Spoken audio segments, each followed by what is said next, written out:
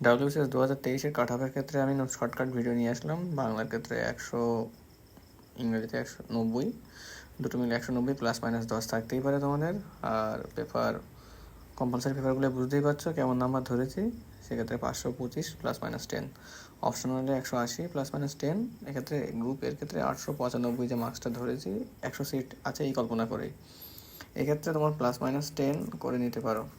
আর group বির ক্ষেত্রে 940, 20টা seat আছে ধরা আছে, এর থেকে হয়তো প্লাস মাইনাস 5 যাবে গ্রুপ বির ক্ষেত্রে। আর গ্রুপ সির ক্ষেত্রে 725। এবার দেখো অনেকের পেপার 5-এর ক্ষেত্রে বা পেপার 6-এর ক্ষেত্রে এই নাম্বারটা অনেকের বেড়েছে।